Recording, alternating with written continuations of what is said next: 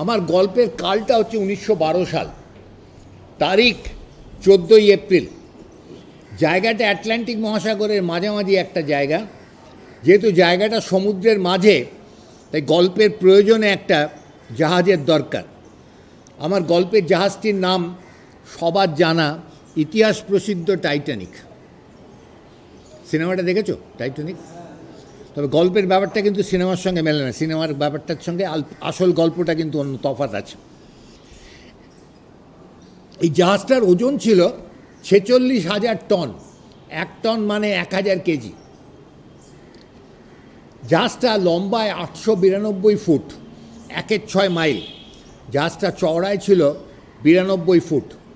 এত বড় জাহাজ এর আগে কখনো সমুদ্রে ভাসেনি। জাহাজটা ইংল্যান্ডের সাদাম্পটন বন্দর থেকে রওনা হয়ে আটলান্টিক পেরিয়ে হাডসন নদীর মুখে নিউ ইয়র্ক বন্দরের দিকে যাচ্ছে।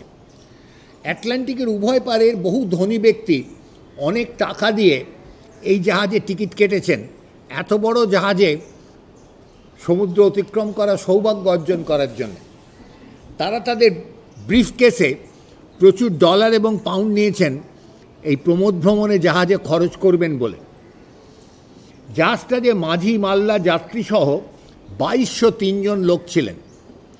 জাহাজটা এত বড়, নৌস্থপতিরা গর্ব করে বলেছিলেন ভগবানও এই জাহাজ ডোবাতে পারবেন না। জাহাজটা এত বড় যে যাত্রীদের টিকিটের সঙ্গে জাহাজের ভেতরকার একটা নকশা দেওয়া হয়েছিল, যাতে ভেতরে চলাফেরা করতে গিয়ে কেউ পথ হারিয়ে না ফেলেন। দুর্ভাগ্যক্রমে 1912 সালের 14ই এপ্রিল জাহাজের ঘড়িতে যখন মাঝরাত্রি 12টা, তখন জাহাজটা একটা বিরাট হিমশৈলে ধাক্কা লাগলো। হিমশৈল জানো, যে সমুদ্রে যে বরফ ভেসে আসে, যার 1/7 ভাগ জলের ওপরে থাকে, 6/7 ভাগ জলের তলায় থাকে। এক ধাক্কায় জাহাজের ইস্পাতের চাদরের 300 ফিট চিরে গেল। বিপুলভাবে সমুদ্রের জল জাহাজে ঢুকতে শুরু করলো। জাহাজটাতে 17 জন ইঞ্জিনিয়ার ছিলেন। তাদের হাতে যতগুলো পাম্প ছিল তা দিয়ে তারা নলচৌবাচ্চার অঙ্কের মতো জল ছেঁচে বার করার চেষ্টা করলেন। কিছুক্ষণ লড়াইয়ের পর তারা বুঝলেন যে এই অসম লড়াইতে জিতবার কোনো সম্ভাবনা নেই, জাহাজ ডুবি অবশ্যম্ভাবী। সে যুগে জাহাজে যত লোক থাকতো, এইরকম দুর্ঘটনা ঘটলে সবার জন্য ভেলা নৌকো থাকতো না। জাহাজের সঙ্গে সমানুপাতিক হারে কিছু নৌকো থাকতো। এইরকম দুর্ঘটনা ঘটলে মেয়েদের আর শিশুদের ওই নৌকোয় যেতে দেয়া হতো, আর কিছু জায়গা থাকলে বৃদ্ধ লোকেদের কিছু আসন দেয়া হতো, আর বাকিদের বলে দেওয়া হতো মাঝ সমুদ্রে নিজের ভাগ্য নিজে বুঝে নাও। যে সমুদ্রে হিমশৈল ভেসে আসে তার তাপাঙ্ক কত অনুমান করতে পারো। সেই সমুদ্রে অতি বড় অলিম্পিক সাঁতারুরও নিজের ভাগ্য নিজের বেছে নেওয়ার পরিণতি কী হতে পারে সেটা কল্পনার ওপর ছেড়ে দেওয়া যেতে পারে। জাহাজটা 20টা ভেলা নৌকো ছিল। ক্যাপ্টেন নৌকো নামাবার নির্দেশ দিলেন। জাহাজ খালি করা একটা ড্রিল আছে, এই ড্রিলটার নামকে বলে বার্কেনের ড্রিল। সেটা আরেকটা জাহাজ ডুবির সঙ্গে কাহিনী। একটা জাহাজের নামে এই ড্রিলটা চালু হয়েছিল। মেয়েরা এবং উইমেন এবং চিলড্রেন ফার্স্ট, এই ছিল জাহাজ খালি করার নিয়ম। নৌকো জাহাজ খালি করা শুরু হলো। সৌভাগ্যক্রমে মার্কনি সাহেবের সদ্য আবিষ্কার করা বেতার জাহাজে লাগানো শুরু হয়েছিল। টাইটানিকে কিন্তু বেতার ছিল। ক্যাপ্টেন নৌকো নামাবার নির্দেশ দেওয়ার সঙ্গে সঙ্গে নির্দেশ দিলেন বেতারে বিপদজ্ঞাপক সংকেত পাঠাতে। কেউ জানো বেতারে বিপদজ্ঞাপক সংকেত কি দেয়া হয়? 3টে শব্দ দিয়ে। কেউ জানো? কেউ? SOS। পুরো কথাটা সেভ আওয়ার সোল। ক্যাপ্টেন বিপদজ্ঞাপক সংকেত SOS পাঠাবার নির্দেশ দিলেন। পৃথিবীর ইতিহাসে প্রকৃত নৌ দুর্ঘটনার পরে এই প্রথম SOS সিগন্যাল পাঠানো হলো বেতারে। সবচেয়ে কাছে যে জাহাজটা ছিল 58 মাইল দূরে, তার নাম কার্পেথিয়া, ক্যাপ্টেনের নাম আর্থার রোস্টন। সেই জাহাজটা যাচ্ছিল উল্টো দিকে।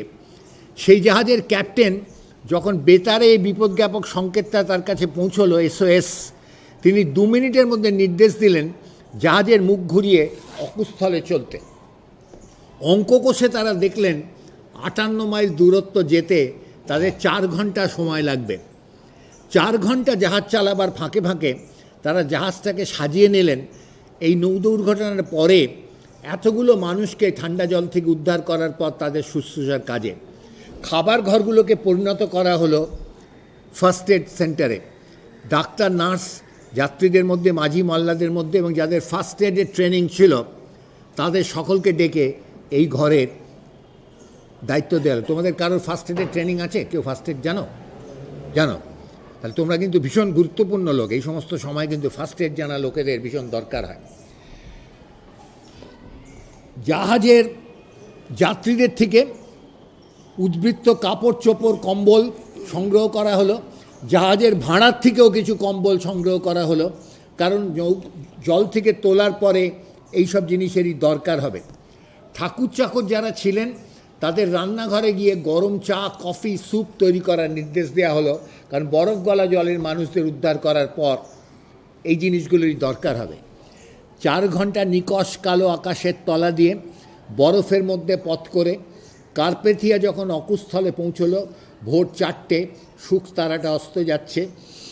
পৌঁছে তারা দেখল 46,000 টন টাইটানিকের চিহ্ন মাত্র নেই, তলিয়ে গেছে আটলান্টিকের অতল গহ্বরে। ইতস্তত বিক্ষিপ্ত 20টা ভেলা নৌকো ভেসে বেড়াচ্ছিল। তারা যখন একটা একটা করে নৌকোকে টেনে তুলল, তার থেকে মানুষদের নামিয়ে গুনে দেখল তারা 763 জন মানুষকে উদ্ধার করেছে। টাইটানিকে মাঝি মাল্লা যাত্রীসহ কত লোক ছিল? 2203 জন। এই ব্রিফকেসে ডলার এবং পাউন্ড যাদের অত ছিল, ওই মাঝ সমুদ্রে কিন্তু ডলার এবং পাউন্ডের কিন্তু কোনো দাম ছিল না। মানুষের জীবনে কিন্তু এরকম অনেক মুহূর্ত আসে টাকার দাম কিন্তু যখন থাকে না, এই সময় কিন্তু প্রাণ বাঁচাবার জন্য ডলার পাউন্ড নয়, একমাত্র ওই জাহাজে একটা আসন দরকার ছিল বাঁচাবার। যারা পেয়েছিলেন তাদের মধ্যে 763 জন লোককে উদ্ধার করতে পারা গিয়েছিল। কিন্তু এই ঘটনার পাশাপাশি পৃথিবীর ইতিহাসে একটা কলঙ্কজনক কাহিনীর ইতিহাস আছে, যে কাহিনীটা না বলতে হলেই ভালো হতো, কিন্তু ঘটনা যখন ঘটে ইতিহাস তো তখন লেখা হয় না, ইতিহাস লেখা হয় তার বহুদিন পরে, এবং সেই ইতিহাসের মূল্যায়ন হয় আরও বহুদিন পরে। টাইটানিক যেখানে ডুবছিল তার থেকে 19 মাইল দূরে আরেকটা ছোট জাহাজ, ওজন তার 6,000 টন, নাম তার ক্যালিফোর্নিয়ান, আগেরটার নাম কার্পেথিয়া। এই জাহাজের নাম, ক্যাপ্টেনের নাম স্ট্যানলি লর্ড। এই জাহাজটারও বেতার ছিল, যার কানে বেতার যন্ত্র থাকার কথা তিনি যন্ত্র খুলে রেখে ঘুমোতে গিয়েছিলেন। জাহাজটাই বরফের মধ্যে পরিবৃত হয়ে ইঞ্জিন বন্ধ করে অপেক্ষা করছিল। ক্যাপ্টেন, মাঝি মাল্লারাও সবাই ঘুমোতে গিয়েছিলেন, তাই টাইটানিকের মরণ ডাকে দ্বিতীয় জাহাজের কেউ শোনেননি। কিন্তু টাইটানিক মহাসমুদ্রে অন্য পদ্ধতিতে সংকেত করেছিল, এই আশায় যদি এমন কোনো জাহাজ কাছে থাকে যার বেতার নেই, সে যাতে সাহায্যের হাত প্রসারিত করতে পারে। তারা আলো দিয়ে সংকেত করেছিল, সেই আলোর সংকেতকে বলে মোর্স কোড সিগন্যাল, যেটা খোলা সমুদ্রে 20 মাইল দূর থেকে দেখতে পাওয়া যায়। দ্বিতীয় জাহাজে কেউ এই আলোর হাতছানি টাইটানিক থেকে কেউ দেখেছিল কিনা আজকে জানার কিন্তু উপায় নেই। কিন্তু টাইটানিক আরেকটা পদ্ধতি অনুসরণ করেছিল, তারা 15 মিনিট পর পর আকাশে উড়নতুবড়ির মতো রকেট ফাটিয়েছিল। সেই রকেট খোলা সমুদ্রে প্রায় 25 মাইল দূর থেকে দেখতে পাওয়া যায়। তৃতীয় জাহাজে সবাই ঘুমোতে গেলেও এটি ছোট 13 বছরের ছেলে অ্যাপ্রেন্টিস, সে যুগে ছোট ছোট ছেলেদের জাহাজে একটা পকেট মানি এবং খাবারের বিনিময়ে ফালতু বা অ্যাপ্রেন্টিস হিসাবে চাকরি দেওয়া হতো। এই বাচ্চা ছেলেটির নাম গিবসন। তার ঘুমোবার জায়গা ছিল না, সে ডেকে শুয়ে ঘুমোবার চেষ্টা করছিল, তার ঘুম তার আসছিল না। সে কিন্তু ওই টাইটানিক থেকে ফাটানো রকেটগুলো দেখেছিল। সে গিয়ে তার ক্যাপ্টেনকে বলেছিল দূরে একটা জাহাজ রকেট ফাটাচ্ছে, বোধহয় বিপদে পড়েছে। ক্যাপ্টেন বলেছিলেন যাও গিয়ে দেখে এসো রকেটের ধোঁয়ার রং কী। সে ফিরে এসে বলেছিল ধোঁয়ার রং সাদা, অর্থাৎ বিপদ জ্ঞাপক সংকেত। ক্যাপ্টেন বলেছিলেন এত রাত্রিরে আর ঝামেলা করার দরকার নেই, সকাল হোক দেখা যাবে। পরদিন সকাল হলো ভোর 6টার সময়। এই জাহাজের সবাই ঘুম থেকে উঠলেন। যার কানে বেতার যন্ত্র থাকার কথা তিনি যন্ত্র পড়লেন। যন্ত্র পড়ার সঙ্গে সঙ্গে সংকেত আসতে শুরু করলো। সেই সংকেত টাইটানিক থেকে আসা সংকেত নয়, সেই সংকেত কার্পেথিয়া থেকে আসা সংকেত।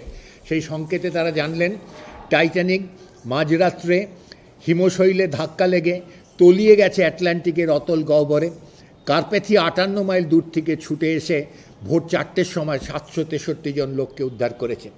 দ্বিতীয় জাহাজের ক্যাপ্টেন যদি ওই অ্যাপ্রেন্টিস ছেলেটির কাছ থেকে খবর পাওয়ার সঙ্গে সঙ্গে জাহাজ নিয়ে অকুস্থলে রওনা হতেন, তাহলে হয়তো 763 নয় 2203 জন মানুষেরই তারা প্রাণ বাঁচাতে পারতেন। কারণ 19 মাইল দূরত্ব যেতে তাদের মাত্র 1.5 ঘন্টা সময় লাগতো, আর টাইটানিক হিমশৈলে ধাক্কা লাগার পরে 2.5 ঘন্টা ভেসেছিল মহাসমুদ্রে, অর্থাৎ পুরো 1 ঘন্টা সময় থাকতো এই হতভাগ্য জাহাজের 2203 জন মানুষের প্রাণ বাঁচাবার জন্য। মানুষে মানুষে ধর্ম, বর্ণ, রাজনৈতিক মত, চামড়ার রং, ভাষা যত পার্থক্যই থাক না কেন, বোধহয় মানুষকে দুটো ভাগে ভাগ করা যায়।